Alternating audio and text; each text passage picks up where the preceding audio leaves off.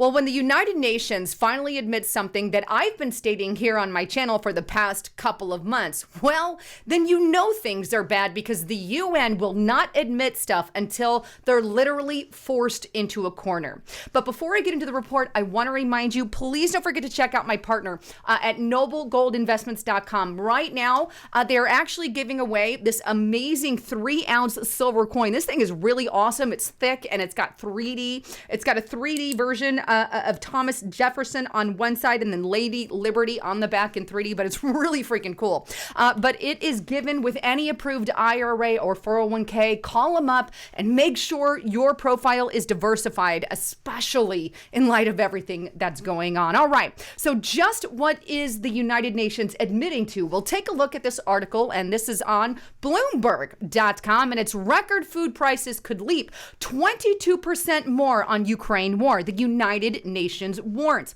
Now, here is the actual report that Bloomberg found it from, and I want to just take you straight to the source so you can see it for yourself, but you can see it's very recently published, and it's by the Food and Agricultural Organization of the United Nations, and it goes on. The importance of Ukraine and the Russia Federation for global agricultural markets and the risk associated with the current conflict. Now, before I read some of their predictions in this report, I want to state one thing very clearly, and that is this, that the United Nations, although they are warning about, some of the food crisis that we are having, let me just be very frank. Before the war broke out between Ukraine and Russia, we already had massive food issues and crisis here in the U.S. This is not only because of the war that this is happening, it's because of the destructive Biden policies.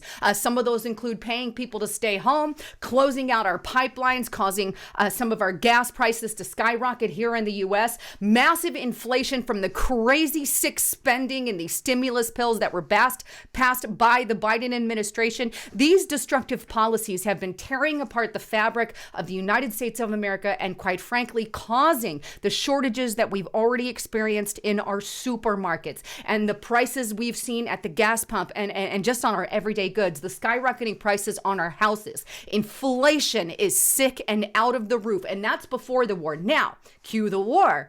Obviously, things are not going to get better as a result of war. They usually get worse. Cue the United Nations, who is now warning, as the Bloomberg article states, that there could be up to a 22% leap in food prices. And here's what it says.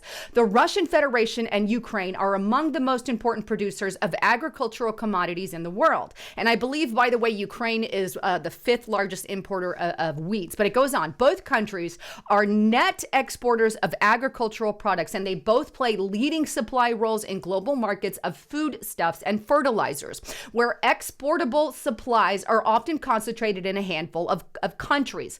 This concentration could expose the markets to increased vulnerabilities to shocks and volatility. In 2021, either the Russian Federation or Ukraine or both ranked among the top 3 global exporters of wheat, maize, sunflower seeds, and sunflower oil, while the Russian Federation also stood as the world's top exporter of nitrogen fertilizer and the 2nd leading supplier of both phosphorus fertilizers. There, it goes on, and it expands a little bit more. Many countries that are highly dependent on important foodstuff and fertilizers, including several that fall into the least developed countries and low-income food deficit country groups, rely on Ukraine and Russia food supplies to meet their consumption needs. So this is a very important point. But even more, here's where it goes on to talk about the 22%. And it states, worrying, and I'm going to zoom in a little bit here, worryingly, the resulting global supply gap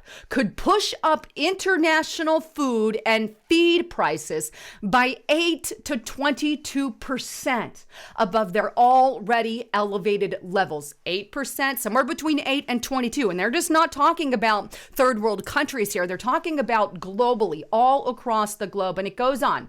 Globally, if the conflict results in sudden and prolonged reduction in food exports by Ukraine and Russia, if it continues to go on, right, it could exert additional upward pressure on international food commodity prices to the detriment of economic vulnerability countries in particular.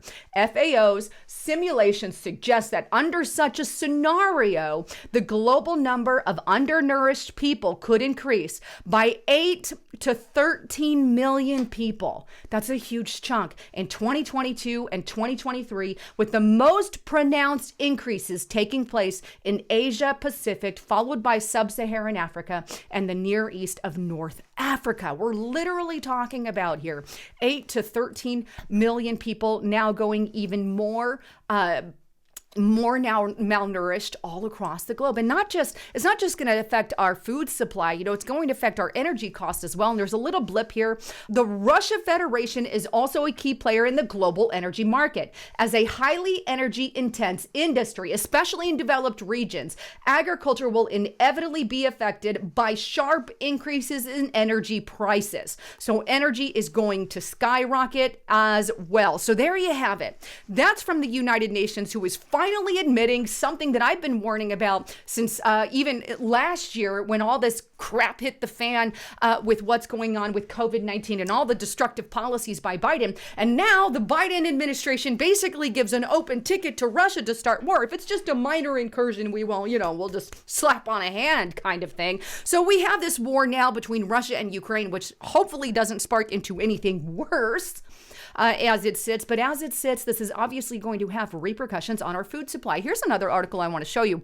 But that said, here's something else that I showed in an earlier report. This is the Western Journal. Ukraine war will cause a global food crisis. Crop yields will drop, according to the CEO, a catastrophic 50%. Now, the one who is actually predicting that here is a fertilizer CEO, and here he is here of Yara International. He goes on to talk about how catastrophic some of what's going on in the fertilizer industry can be. Now, there's other alternative media news talking about it. This is justthenews.com. Farmers hit hard by price increases. Fertilizer cost as food price spike looms. Then we also have Gateway Pundit warning about it as well. No one's talking about the mass food shortage and grocery bill increase the U.S. is barreling towards.